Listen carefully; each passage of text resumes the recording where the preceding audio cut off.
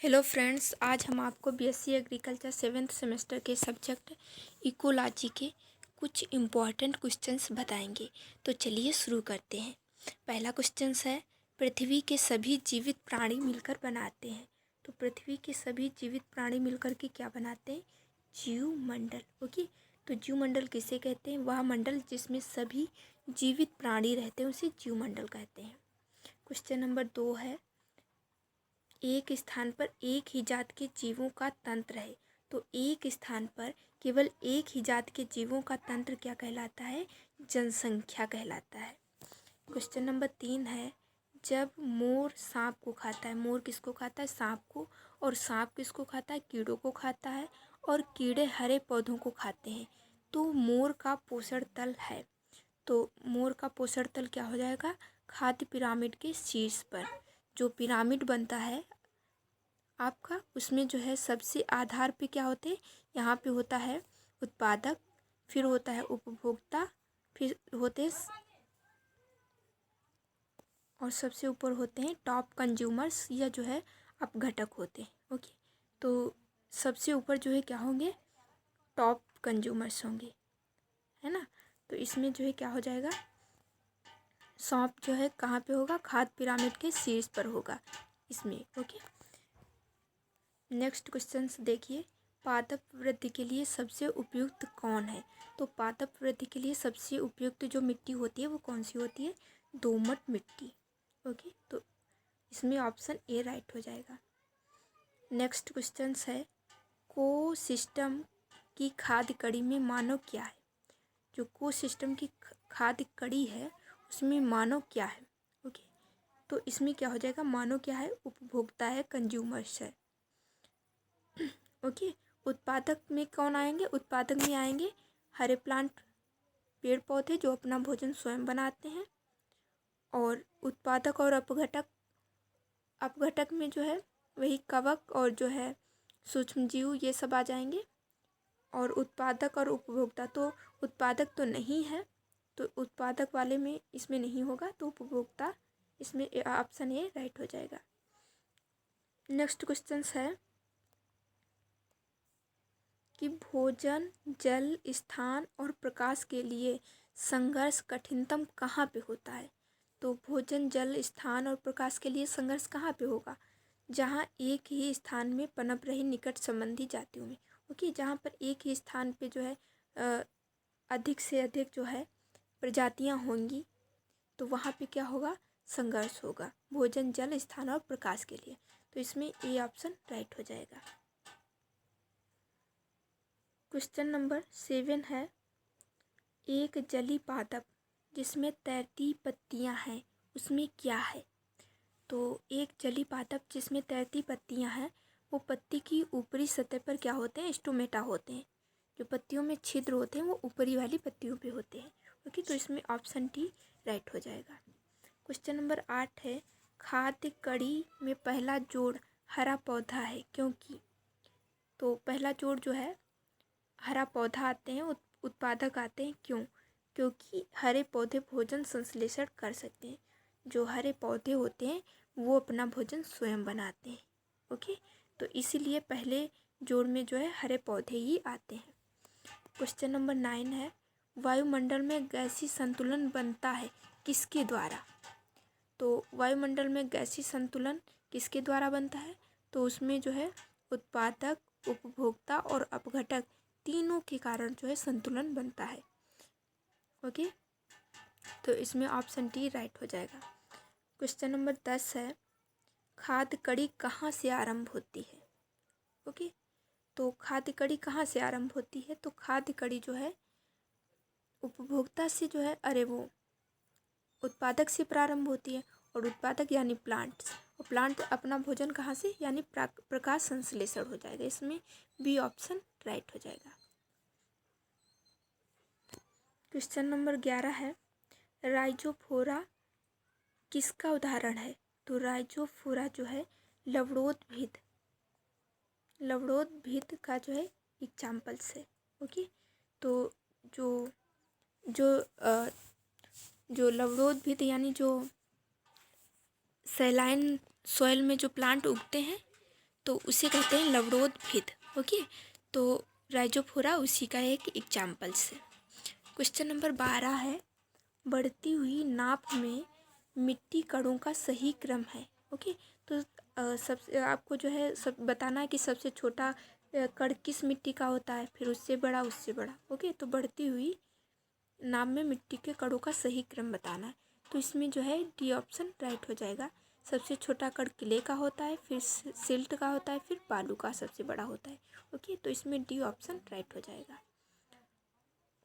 Question number 13 है, मरुभूमि के पादप अधिकतर होते हैं। तो जो मरुभूमि होती है, मरुस्थल, तो वहाँ के पादप अधिकतर कैसे होते हैं? रसदार होते हैं।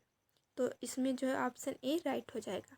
क्वेश्चन नंबर 14 है, अधिकतम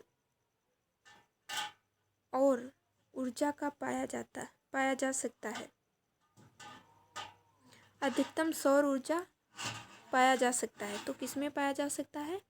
इसमें सी ऑप्शन राइट हो जाएगा, बड़े टैंक्स में शैवाल उगाकर। ओके, तो बड़े टैंक्स में शैवाल उगाकर की क्या और अधिकतम जो है सौर ऊर्जा प्राप्त की जा सकती है। ओके, क्वेश्चन नंबर 13 है। क्वेश्चन नंबर 15 में है, इकोसिस्टम की सही परिभाषा क्या है? तो इकोसिस्टम की सही परिभाषा क्या है? ऑप्शन डी इसमें राइट हो जाएगा, जीव समुदाय और उसके वातावरण का संतुलित तंत्र क्या कहलाता है? इकोसिस्टम कहलाता है। ओके, तो इसमें डी ऑप्शन राइट हो जाएगा। क्वेश्चन नंबर 16 है, निम्न में कौन पुनः नवीन होने वाला ऊर्जा स्रोत नहीं है?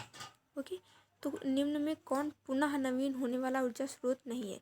तो कोयला को जो है दोबारा प्राप्त नहीं किया जा सकता। तो इसमें ऑप्शन बी राइट हो जाएगा। क्वेश्चन नंबर 17 है, यदि पृथ्वी के सभी पौधे मर जाएं तो क्या होगा? अंततः सभी जंतु मर जाएंगे। इसमें ऑप्शन सी राइट हो जाएगा। ओके, क्योंकि प्लांट है, प्लांट पर ही शाकाहारी जंतु निर्भर होते हैं और शाकाहारी जंतुओं पर ही मांसाहारी जंतु निर्भर होते हैं। अगर पौधे ही नहीं रहेंगे तो शाकाहारी जंतु भी नष्ट हो जाएंगे। अगर शाकाहारी जंतु नष्ट हो जाएंगे तो अंततः मांसाहारी जंतु भी नष्ट हो जाएंगे, अतः सभी जंतु मर जाएंगे। ओके, तो इसमें ऑप्शन सी राइट हो जाएगा। क्वेश्चन नंबर 18 है, खाद्य कड़ी में सही क्रम क्या है? ओके, तो इसमें जो है ऑप्शन सी राइट हो जाएगा। घास को कीड़ा खाता है, कीड़ा को चिड़िया खाती है और चिड़िया को सांप खाता है। ओके, तो इसमें जो है ऑप्शन सी राइट हो जाएगा। क्वेश्चन नंबर 19 देखिए क्या है, कौन से पादपों में रंध्र गर्त में पाए जाते हैं? गर्त में होते हैं।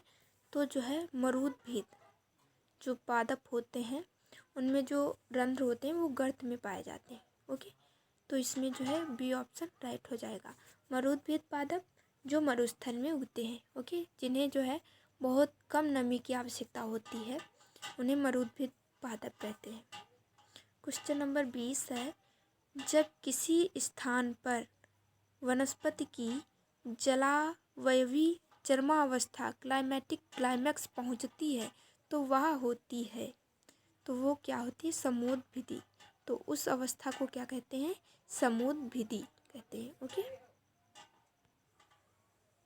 क्वेश्चन नंबर 21 है, पतझड़ में पत्तियां रंगीन कहाँ होती हैं? तो पतझड़ में पत्तियां रंगीन कहाँ होती है? तो ये शीतोष्ण प्रदेश में जो है पतझड़ में भी पत्तियां कैसी होती हैं? रंगीन होती हैं। तो इसमें जो है सी ऑप्शन राइट हो जाएगा। ओके, पतझड़ में पत्तियां रंगीन कहाँ होती हैं? तो वो शीतोष्ण प्रदेश में। क्वेश्चन नंबर 22 है, जब एक जीव लाभ लेता है बगैर दूसरे सहवासी जीव को प्रभावित किए तो कहलाता है। ओके, एक जीव लाभ लेता है बगैर किसी दूसरे सहवासी जीव को प्रभावित किए तो उसे सहभोजी कहते हैं। क्या कहते हैं? उसे सहभोजी कहते हैं। क्वेश्चन नंबर 23 है, जैविक साम्यावस्था किसके बीच होती है? तो जैविक साम्यावस्था उत्पादक, उपभोक्ता और अपघटक तीनों के बीच होती है। ओके, जैविक साम्यावस्था किसके बीच होती है? तो उत्पादक, उपभोक्ता और अपघटक के बीच होती है। इसमें ऑप्शन डी राइट हो जाएगा। क्वेश्चन नंबर 24 है, पादपों को मिट्टी से जो जल मिलता है वह कौन सा है? तो पादप किस जल को ग्रहण करते हैं? तो वे केशिका जल को, कैपिलरी वाटर को ग्रहण करते हैं। ओके, तो इसमें सी ऑप्शन राइट हो जाएगा, केशिका जल। जीवमंडल है, जीवमंडल क्या है? तो इसमें ऑप्शन ए राइट हो जाएगा, जिसमें जीवों की उपस्थिति और अंतरक्रिया होती है। जिसमें जीवों की उपस्थिति और अंतरक्रिया होती है उसी जीवमंडल कहते हैं। ओके, तो जीवमंडल में जीव पाए जाएंगे। ओके, तो इसमें ऑप्शन ए राइट हो जाएगा। क्वेश्चन नंबर 26 है, गत वर्षों में उत्तरी भारत में बाढ़ को घटनाएं बढ़ने लगी हैं क्योंकि। तो गत वर्ष में उत्तरी भारत में बाढ़ की जो घटनाएं हैं वो बढ़ने लगी हैं, क्यों? क्योंकि नदियों के तटीय भागों में वन नष्ट हुए हैं। ओके, जो नदियों के तटीय भाग थे उसमें वन नष्ट हुए हैं, इसीलिए उत्तर भारत में बाढ़ की घटनाएं बढ़ने लगी हैं। क्वेश्चन नंबर 27 है, भारत में शीतोष्ण सदाबहार वनस्पति कहाँ मिलती है? तो भारत में शीतोष्ण सदाबहार वनस्पति कहाँ मिलती है? तो ये पश्चिमी और पूर्वी हिमालय में 3500 मीटर से कम तुंगता पर मिलती है। ओके, तो इसमें ऑप्शन बी राइट हो जाएगा। क्वेश्चन नंबर 28 है, रसदार मरुदभिद पादप प्रायः कहाँ मिलते हैं? तो रसदार मरुदभिद क्या होता है? वे प्लांट जो मरुस्थल में उगते हैं। ओके, जिन्हें कम नमी की आवश्यकता होती है तो उसे ही मरुदभिद कहते हैं। तो ये कहाँ पाए जाएंगे? जहाँ मरुस्थल होगा, जहाँ रेगिस्तान होगा। तो इसमें ऑप्शन सी राइट हो जाएगा। ओके, रसदार मरुदभिद पादप कहाँ पाए जाते हैं? तो रेगिस्तान में। ओके, क्वेश्चन नंबर 29 है, इकोसिस्टम में ऊर्जा का प्राथमिक स्रोत है। तो इकोसिस्टम में ऊर्जा का प्राथमिक स्रोत क्या है? सौर प्रकाश। ओके, सौर प्रकाश क्या है? ऊर्जा का प्राथमिक स्रोत है। प्राथमिक और सबसे बड़ा स्रोत सौर प्रकाश है। ओके, क्वेश्चन नंबर 30 है, पादप पोषकों की घुलनशीलता और प्राप्ति सबसे अधिक किस पर निर्भर करती है? तो पादप पोषक जो होते हैं उनकी घुलनशीलता और प्राप्ति किस पर निर्भर करती है? तो वो मिट्टी के पीएच पर निर्भर करती है। तो इसमें ऑप्शन ए राइट हो जाएगा। ओके, तो पादप पोषकों की घुलनशीलता और प्राप्ति सबसे अधिक किस पर निर्भर करती है? तो सबसे अधिक कह रहा है ना, तो सबसे अधिक मिट्टी के पीएच पर ही निर्भर करती है। क्वेश्चन नंबर 31 है, यदि समुद्र में पादप प्लवक मार दिए जाएं तो क्या होगा? समुद्र में अगर पादप प्लवक जो हैं उन्हें मार दिया जाए तो क्या होगा? तो यह खाद्य कड़ी को प्रभावित करेगा। ओके, किसको? खाद्य कड़ी को प्रभावित करेगा। इसमें ऑप्शन ए राइट हो जाएगा।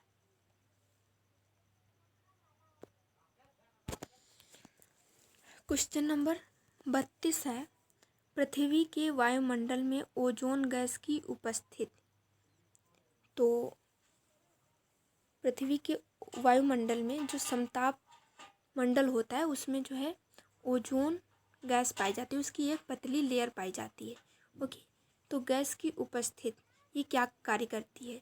तो ये जो है पृथ्वी पर अल्ट्रावायलेट किरणों को सोख कर उसके प्रवेश को कम करती है। ओके, तो सूर्य से जो हानिकारक किरणें अल्ट्रावायलेट किरणें आती हैं उसको जो है ओजोन जो है गैस सोख लेती है, उसे पृथ्वी पर नहीं आने देती। तो इसमें डी ऑप्शन राइट हो जाएगा। ओके, तो अल्ट्रावायलेट किरणें जो होती हैं वो बहुत घातक होती हैं। इनसे त्वचा संबंधी समस्याएं और कैंसर जैसी भयावह रोग हो सकते हैं। तो ये जो है अल्ट्रावायलेट किरणों को सोख लेती है। कौन? Ozone gas. ओजोन परत किस मंडल में पाई जाती है? तो वो समताप मंडल में पाई जाती है। ओके, ये भी क्वेश्चन बन सकता है। क्वेश्चन नंबर 33 है, रोडोडेंड्रोन किस तरह की वनस्पति में होता है? तो ये एल्पी प्रदेश, जो अल्पी प्रदेश होते हैं वहाँ ये वनस्पति पाई जाती है। ओके, क्वेश्चन नंबर 34 है, मैनग्रोव वनस्पति कहाँ मिलती है? तो मैनग्रोव वनस्पति सुंदरवन डेल्टा में मिलती है। ये क्वेश्चन वेरी इंपॉर्टेंट है, मोस्ट इम्पॉर्टेंट, जरूर ध्यान में रखना कि मैनग्रोव वनस्पति कहाँ मिलती है, तो ये सुंदरवन डेल्टा में मिलती है। ओके। क्वेश्चन नंबर 35 है, जलोढ़ मिट्टी कहाँ मिलती है? तो जलोढ़ मिट्टी कहाँ? नदियों के किनारे कौन सी मृदा पाई जाती है? तो जलोढ़। ओके, तो इसमें ऑप्शन डी राइट हो जाएगा, गंगा जमुना मैदान। ओके, जलोढ़ मिट्टी जो मृदा होती है वो सदैव नदियों के किनारे मिलती है, तो इसमें डी ऑप्शन राइट हो जाएगा, गंगा जमुना मैदान में जलोढ़ मिट्टी मिलती है।